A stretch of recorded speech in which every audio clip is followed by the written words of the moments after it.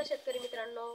तर सरासरी 2023 आणि 2024 तर पावसाचं प्रमाण लक्षात घेता जून, जुलै आणि ऑगस्ट तर 3 महिन्यामध्ये झालेली अतिवृष्टी किंवा पडलेला पावसाचा याच्या अगोदर पडलेला पावसाचा खंड, तर या सर्वांच्या पार्श्वभूमीवरती आता 17 जिल्ह्यांमध्ये पीक विमा हा वितरित केला जाणार आहे। तर तो किती महसूल मंडळांना वितरित केला जाणार आहे आणि त्यामध्ये किती शेतकरी हे पात्र झालेले आहे याची सविस्तर माहिती आज आपण आपल्या व्हिडिओच्या माध्यमातून घेणार आहोत। त्यापूर्वी तुम्ही जर चॅनलवर नवीन असाल तर असेच नवनवीन व्हिडिओ पाहण्यासाठी चॅनलला सबस्क्राईब करा। व्हिडिओ कुठे स्किप करू नका। सर्व शेतकऱ्यांना आनंदाची बातमी आहे। तर शेतकरी मित्रांनो, सर्व शेतकऱ्यांचा पीक विमा मंजूर करण्यात आलेला आहे आणि या अगोदर सुद्धा जे काही शेतकरी वंचित होते तर सरसकट 100% पीक विमा हा इथं वाटप केला जाणार आहे। तर तो कोणत्या पिकासाठी मंजूर करण्यात आलेला आहे, त्याचबरोबर किती जिल्ह्यांसाठी आणि किती शेतकरी पात्र आहे याची सविस्तर अपडेट बघणार आहोत।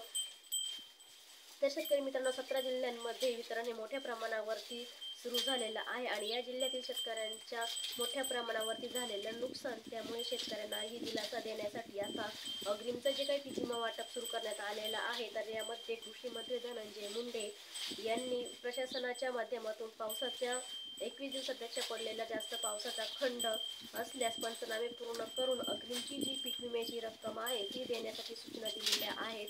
तसेच 2 दिवसापूर्वी मुख्यमंत्री एकनाथ शिंदे यांनी सुद्धा मुंबईमध्ये पीक विमा कंपनीच्या वरिष्ठ अधिकाऱ्यांची बैठक घेऊन शेतकऱ्यांना वेळीच मदत करण्यास संदर्भात निर्देश देखील देण्यात आलेले आहेत।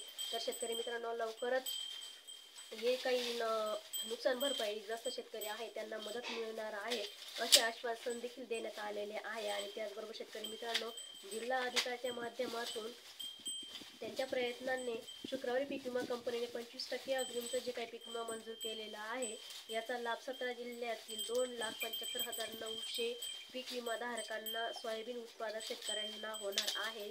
तर ही पीक विम्याची रक्कम जी आहे ती शेतकऱ्यांच्या खात्यावरती येत्या 2 दिवसामध्ये वितरित केली जाणार आहे।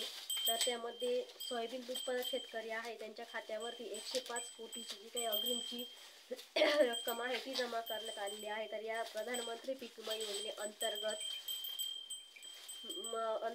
पीक विमा कंपनीच्या मार्फत सोयाबीन, मका आणि बाजरी तर या पिकांसाठी शेतकऱ्यांना आता 25% जे काही अग्रिमची नुकसान भरपाई आहे ती मिळण्याबाबत जिल्हाधिकारी यांनी सातत्याने प्रयत्न करून पाठपुरावा देखील केलेला आहे। आणि या सोयाबीन पिकाचे अर्ज भरणाऱ्या 88,352 शेतकऱ्यांना या खात्यावरती थेट 105 कोटी 38 लाख रुपये जमा करण्याची माहिती जिल्हाधिकारी कृषी अधिकारी यांनी दिलेली आहे। तर शेतकरी मित्रांनो, राज्य शासनाने जाहीर केलेल्या यादीनुसार या 17 जिल्ह्यातील 108 महसूल मंडळांमध्ये दुष्काळ परिस्थिती असल्याने स्पष्ट दिसत आहे आणि याच महसूल मंडळातील शेतकऱ्यांना दुष्काळाच्या सवलती मिळण्याचे मार्ग देखील मोकळा झालेला आहे। आणि तरी पण मिळवण्याच्या प्रतीक्षेत सर्व शेतकरी आहेत। तर ते शेतकरी जे आहे दुष्काळग्रस्त यांच्या खात्यावर पैसे केव्हा जमा होणार आहे, तर जिल्ह्यातील कंपनीच्या माध्यमातून कारवाई करून शेतकऱ्यांना त्यांच्या बँक खात्यामध्ये अग्रिमची जी काही भरपाई आहे ती सुरू केली आहे। आणि यामध्ये 17 जिल्ह्यातील 108 महसूल मंडळातील 1,90,607 शेतकऱ्यांच्या खात्यावरती 105 कोटी 40,72,309 रुपयांचा जो काही भरपाई आहे ती जमा करण्यात आलेली आहे। आणि यामुळे बहुतेक शेतकऱ्यांच्या चेहऱ्यावरती कुठंतरी आनंदाचं वातावरण देखील निर्माण झालेलं आहे। तर यामध्ये नांदेड जिल्ह्यातील शेतकऱ्यांना 25% अग्रिमची जी काही वाटप आहे ती देखील सुरू झालेली आहे।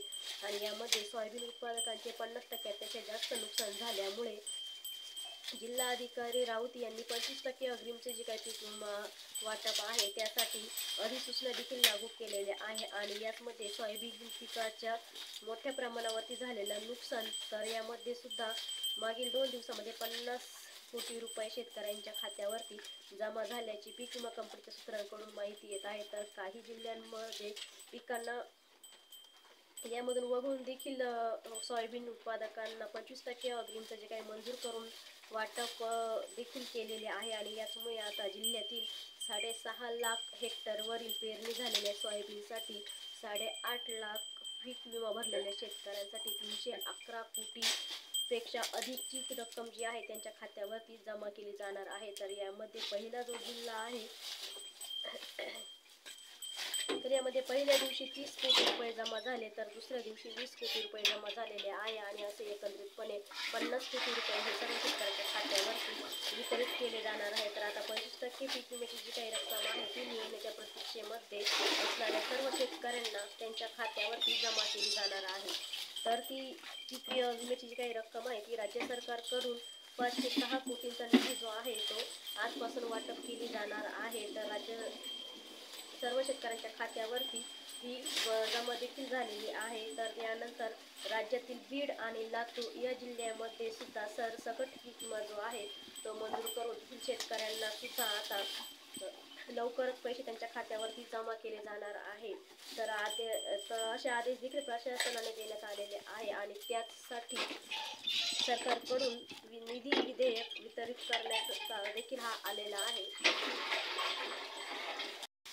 आणि त्याचबरोबर आता पुणे हवामान विभागाकडून सुद्धा राज्यातील 17 जिल्ह्यांमध्ये पावसाचे प्रमाण हे अत्यंत कमी असल्यामुळे या जिल्ह्यांमध्ये दुष्काळ जाहीर करून शेतकऱ्यांच्या खात्यावरती लवकरात लवकर पीक विम्याचे पैसे दिले जाणार आहे. तर त्यामध्ये नाशिक असेल, आपला छत्रपती संभाजीनगर असेल, यवतमाळ असेल, बीड असेल, परभणी असेल, तर असे जे काही उर्वरित जिल्हे आहेत त्या सर्व जिल्ह्यातील शेतकऱ्यांसाठी आता ही नुकसान भरपाई जी आहे ती लवकर त्यांच्या खात्यावरती वितरित केली जाणार आहे.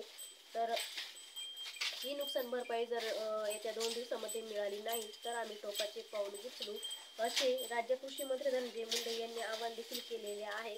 तर शेतकरी मित्रांनो, ही होती 17 जिल्ह्यातील महत्त्वाचं असं अपडेट. तर 17 जिल्ह्यातील शेतकऱ्यांना हेक्टरी मिळणार 21,000 रुपये, 25 कोटी 55 लाख जो काही निधी आहे त्याचं वितरण कशा प्रकारे केलं जाणार आहे, किती महसूल मंडळामध्ये केलं जाणार आहे आणि शेतकरी किती पात्र झालेले आहे याची सविस्तर अपडेट आज आपण आपल्या व्हिडिओच्या माध्यमातून घेतली आहे. तर चला मग भेटू पुन्हा उद्याच्या व्हिडिओमध्ये अशीच एक नवीन माहिती घेऊन. तोपर्यंत सर्वांना धन्यवाद.